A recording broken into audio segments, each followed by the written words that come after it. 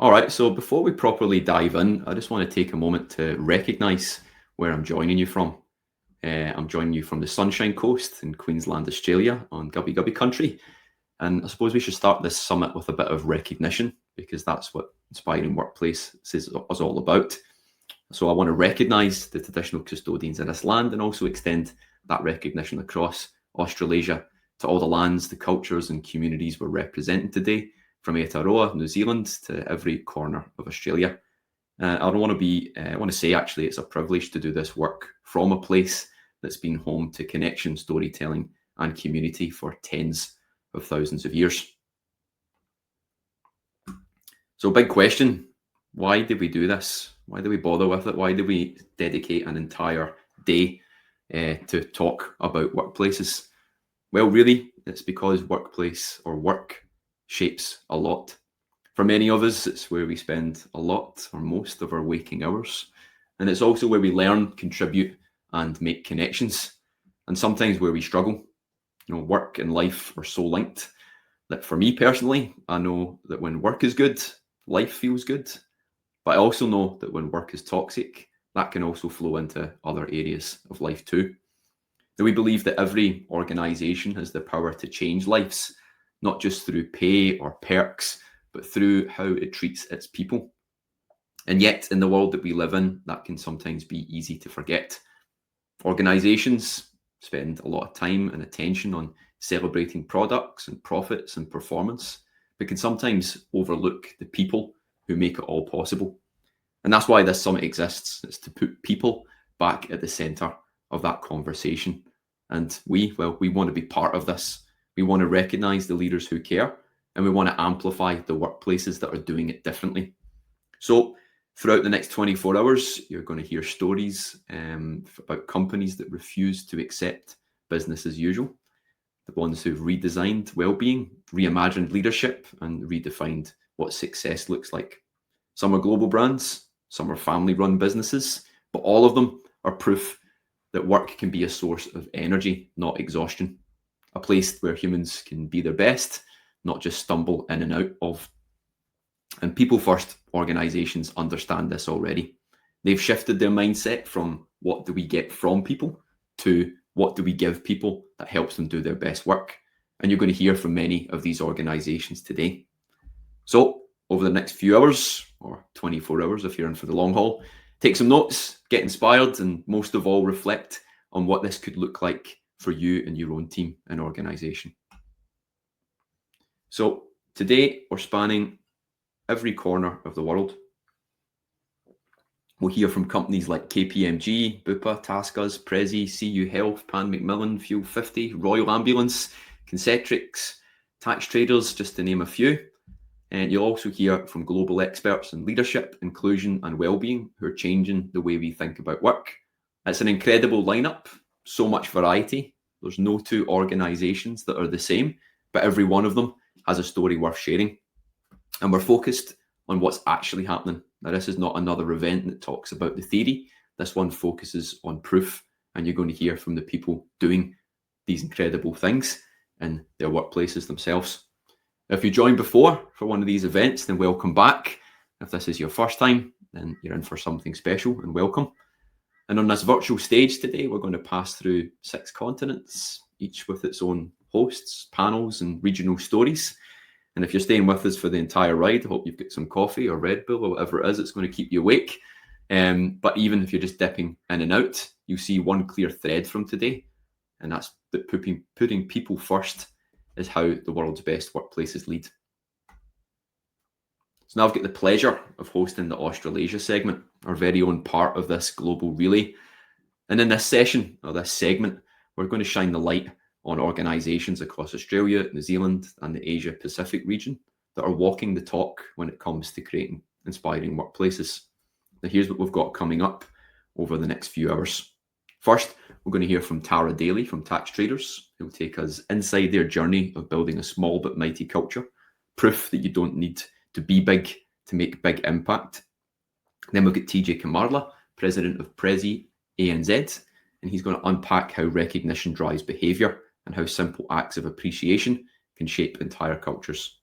Afterwards, Lainey Cassidy from KPMG will explore how wellbeing can become part of the organisational DNA, not just an add-on or initiative. Then we'll hear from Megan Michaels, who's the head of employer brand at Bupa. She's going to connect the dots between brand, culture, and engagement, showing how the employee experience shapes the customer experience. Next, Dr. Patrick Awad, CEO and founder of CU Health, will discuss how to protect, retain, and attract talent in a rapidly changing environment, bringing the science of health and performance together. And to close the ANZ block, we have Vanessa Riley, Chief People Officer at Richard Crooks Constructions, and she's going to share what it takes to build leadership capability that truly unlocks engagement. Later on in the afternoon, if you're joining from this time zone, we're going to hear from Inspiring Workplace Award winners. Albert Villagracia from RELX, Sapna Bambani from TaskUs, and Anupama Sakdeva Singh from Concentrix. They're going to show us how their organisations are leading across multiple regions. So that's our lineup. I think you'll agree it's an exceptional one. So I was listening to this podcast the other week. I know many stories now start with that entry, but this one had a music journalist on there, and they were chatting obviously about music, and that's the type of thing I like listening to, being a former music journalist myself. But this journalist started talking about a time he was speaking to Paul McCartney, realising that he was speaking to one of the greatest, certainly one of the biggest musicians in history. He was keen to make the most of the opportunity. He was really curious when talking to Paul about his origins and his upbringing, and he started to talk to him about his school days. And he asked Paul McCartney if he was any good at music when he was at school. Now, wondering if Paul's obvious genius and musical ability was recognised by anyone in particular, he asked maybe if his high school music teacher, for example, had noticed his talent at a young age. Paul said no.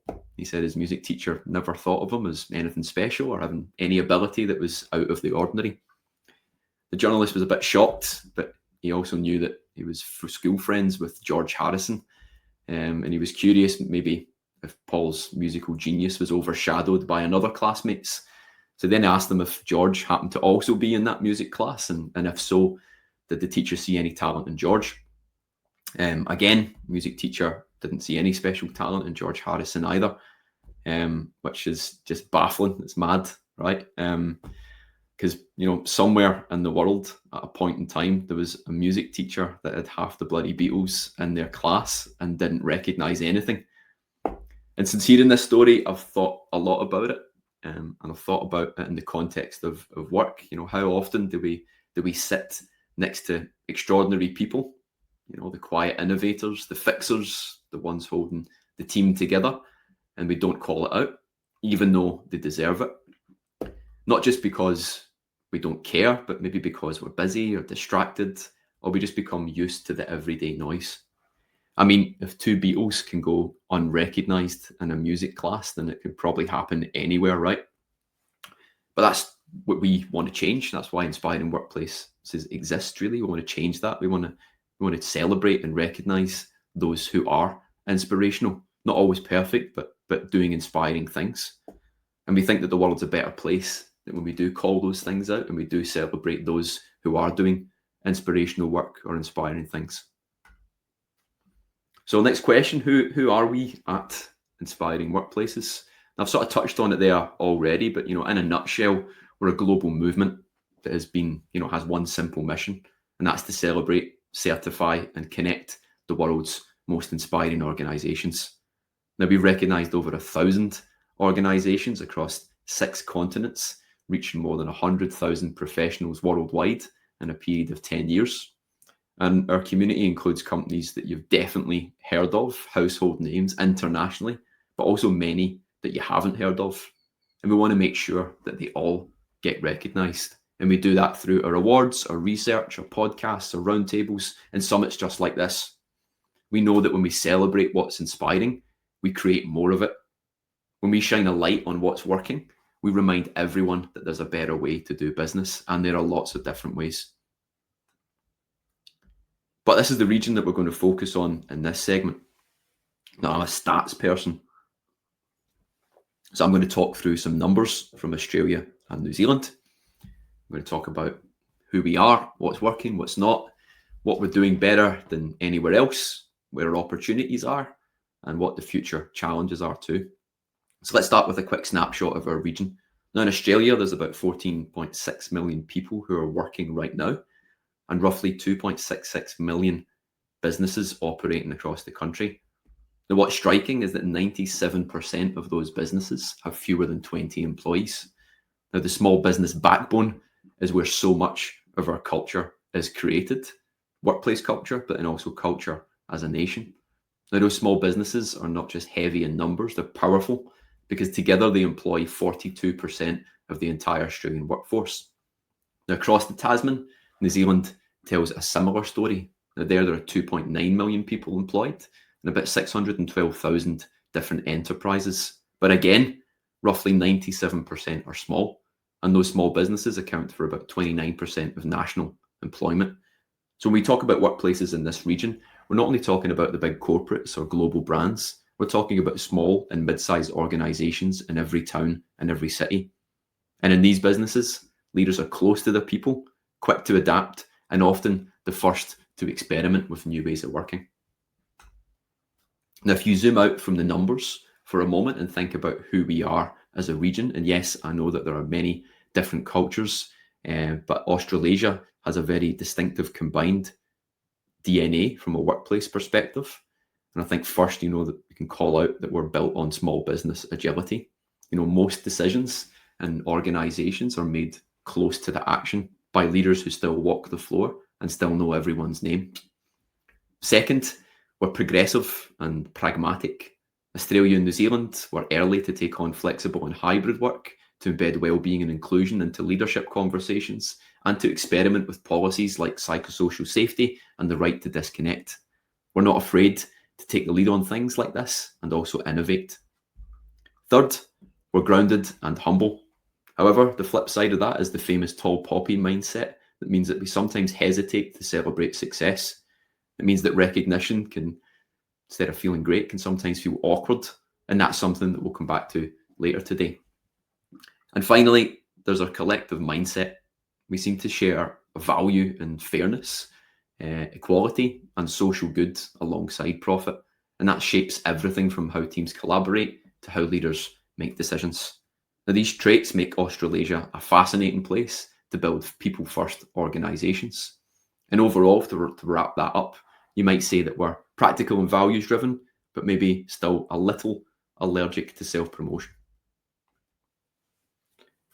There's so much has changed in 5 years because the pace of transformation has really been incredible. Before 2020, remote work was a privilege for a few. Now it's baked into how we design jobs. In many industries, flexibility is now a deal breaker, not a perk. And we've moved from beyond wellbeing programs and posters into real accountability. So regulations now require organizations to identify and manage psychosocial risks, things like workload, low control, poor support, and role conflict. There's a massive cultural shift from leave your effing problems at the door from a few decades ago to we now have a duty to design safe and healthy work. And right now, with the right to disconnect, it makes it reasonable to switch off after hours. So therefore, boundaries aren't optional anymore. They're part of how we operate. And parental leave also seen some improvements too. Australia's paid parental leave scheme is expanding to 26 weeks by 2026, giving families more shared options and sending a clear message about care, equity, and retention. Now, all these changes point to one thing. The conversation about work has definitely matured in this region over a very short period of time. We're no longer tinkering around the edges anymore. We're actually redesigning how work fits into life. So after 5 years of major change, where do we stand now? Then we look at some data that tells a bit of a nuanced story. First, employee engagement across Australia and New Zealand sits at around 23%, a touch higher than the global average of 21%. And when you look at that stat globally, it's really encouraging. But the flip side of that means that 3/4 of people are not engaged. When you also look a little bit closer, Australia's own data points paints an even sharper picture. According to some Culture Amp data that was released earlier this year, only about 16% of employees in Australia feel fully engaged at work. And this sucks because we know that engagement links directly to performance, safety, and retention. Number two, the second, stress. Nearly half, so 49% of workers in our region say that they feel stressed at work every day. The global figure is about 40%, and that extra 9 points tells us that while we talk a lot about well-being, the lived experience is still catching up. Third, flexibility and autonomy remain hot buttons. 43% of employees in Australia and New Zealand say they'd be more likely to job search if they were forced back into the office full-time compared to the global average of around 35%.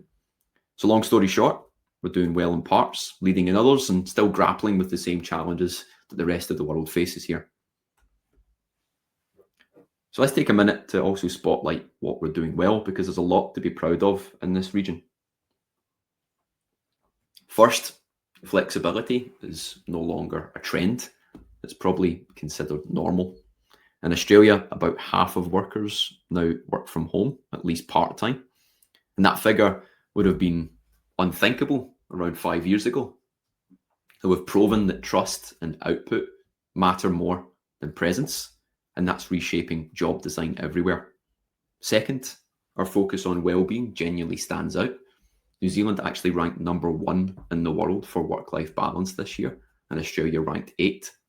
I don't think that's luck. That's clearly leadership and good design, and probably reflects public policy, employer action, and a general culture that values people having lives outside of work. The third, there's been a clear shift in leadership mindset. More executives now treat culture, well-being, and inclusion as business drivers, not HR initiatives. We're seeing more and more often that boards are asking better questions, not surface level questions, but getting right to the issue in a number of these points. And leaders are owning the people agenda in a way that simply wasn't happening a decade ago. And finally, we can't overlook the innovation coming out of small and medium enterprises. Our economy in both Australia and New Zealand is built on small business.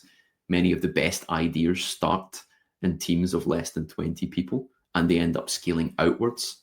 Now, whether that's a new recognition ritual, a mental health initiative, or a flexible roster system, SMEs, or small and medium enterprises, are quietly setting the pace for larger organizations to follow. So when you hear today's speakers, remember that Australasia already has the DNA of progressive people-first work. The challenge is to help make that universal and consistent, not exceptional. Which brings us to the other side of the picture. Alongside the progress, we've got a few big challenges that still define work across our region. Now, the first, and we touched on that just before, is stress. Nearly half of employees in Australia and New Zealand say they feel stressed at work every single day.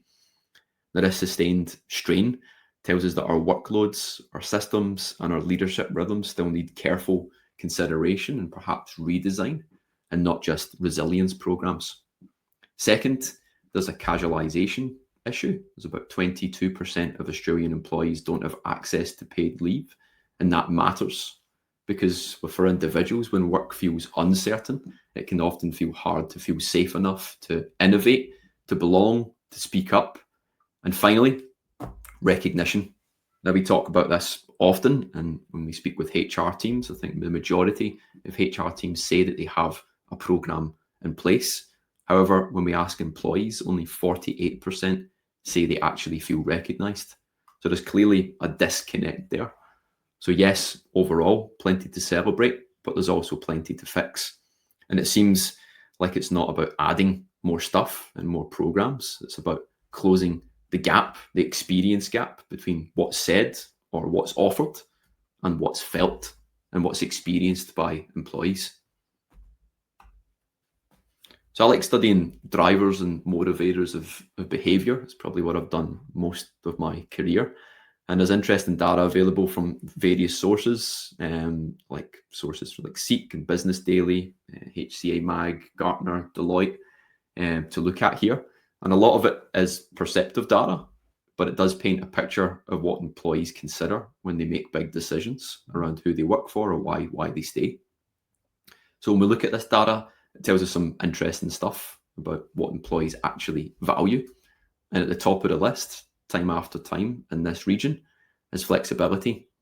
It's not really just a preference anymore, but for many, actually the majority, it's a deal breaker. Next is meaningful work and autonomy.